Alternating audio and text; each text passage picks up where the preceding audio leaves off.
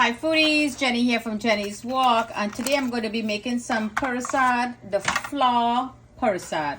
It was highly requested video, so I already did that video there for you with the cream of wheat.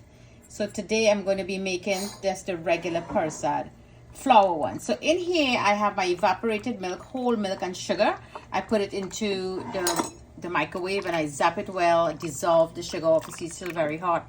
So if you could get your hands on some saffron threads, here I'm going to add some Afghanistan saffron. This is going to give it a beautiful flavor. If you don't have it, it's not a problem. Just use what you have. Because the recipe in the beautiful island of Trinidad and Tobago, they do not use this. They don't even know what the saffron threads is. But this is going to give it a marvelous taste. And for those of you who is abroad and you know about the saffron threads, you could go ahead and use that. So here I have my flour. I sieved it so it could be nice and airy. Here I'm going to be using sultanas and golden raisins. And in here I have this is ginger powder, and that is elaichi or cardamom powder. Now cardamom powder is very strong, so you don't want to overpower it. And if you're using grated ginger, you may use a little more, but if you're using the powder, it's very potent, so don't go too strong on it. So let's get started. Foodies, we must have that cow brand ghee, or if you have desi ghee or any other ghee, this is the main star of the show. So you must have ghee. Some of you could use clarified butter, but I am using the ghee, the authentic recipe. So the first thing I want to do is to just give my sultanas and raisins, give them like a minute in here just to toast them up into the ghee so it could release some lovely flavors and add into our dry fruits. You can also use nuts if you want to use some almond nuts, some cashew nuts. You could also infuse it here by doing exactly what I'm doing for 2 minutes. So these are all plumped. You see how beautiful they look? So let's take them out now. So in that same pot, my dear foodies, we're going to add 2 tablespoonfuls of ghee. My heat is on very, very low. And let that ghee just melt away beautiful. Oh, you could smell that? It's marvelous. I love the smell of ghee. So while that is getting all nice and melted, you could add some saffron threads. For those of you who have saffron threads and it's available to you, you can add it in. This looks marvelous. So my flour, I already sieved my flour to make it very airy, but I could do it again. Give it a double sieve. So slowly I'm going to sieve.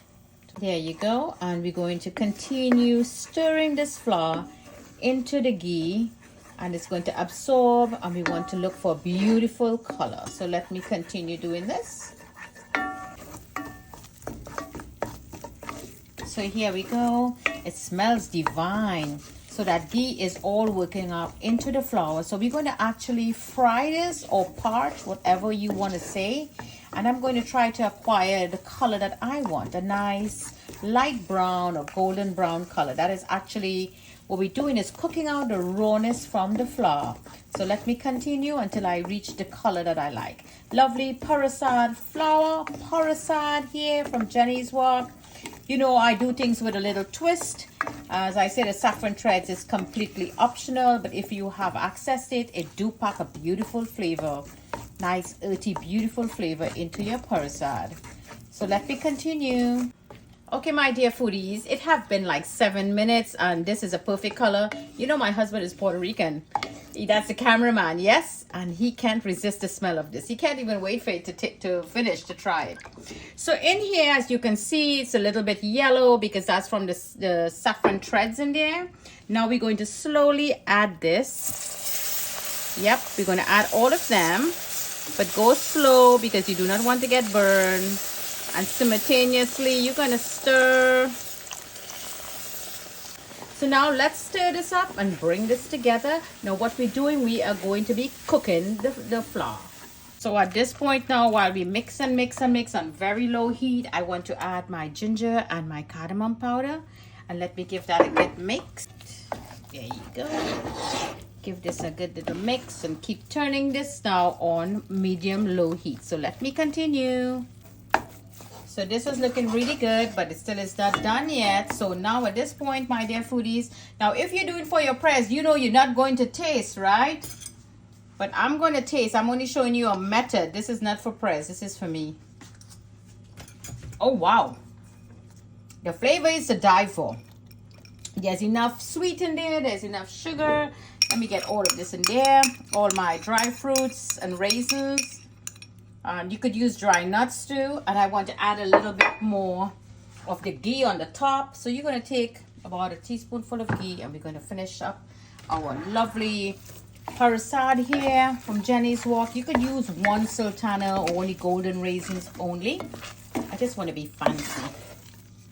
And we're going to continue mixing our lovely Parsad. Look at that beauty. I love the color. Really beautiful. So foodies, leave me a comment below how you make yours, how much you learn from this tutorial here. And this is my first time making this pure flour, and the video that you saw recently with the mixture of both of them was my first attempt doing the mixed, and the one with the cream of wheat was the first time also.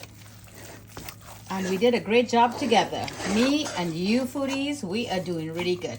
So like and share my video with your friends and family. This will help my page grow. It will help develop my page. Invite your co-workers and all to join into Jenny's Walk, where all the fun begins. We to learn, share, and create here at Jenny's Walk, and always bringing great flavors to the table. So foodies, it's on low and slow. And I think this consistency is good. It have that nice little ghee going on in there. Parsad here from Jenny's Walk. I'm still going to continue for like 3 more minutes, I think. But if you like it like this, it's all done. So there you go, foodies. My lovely Parsad here that I made. The flour Parsad for you to enjoy. Now let's just top it up with a little bit of this coconut. Just for the gods. And you know, when you're offering up, you're going to offer really beautiful stuff. So lovely recipe here from Jenny's Walk with a little, my Parsad here with a little bit of dry fruits and nuts in there, and all the lovely fresh fruits here with your lovely flowers, the way you will do it. Leave me a comment. How do you do yours? How you like this tutorial? And my dear foodies, do enjoy your holiday. Lovely presentation here for you. Enjoy your Diwali with your friends and family. And I do hope I did help you, for my foodies who are now learning to make these delights and delicacies for your offerings. I hope I was very much helpful to you. So don't forget to like and share this lovely video with your friends and family. Join into my Facebook, follow me on Instagram, subscribe to my YouTube channel. From my kitchen to your kitchen, happy cooking.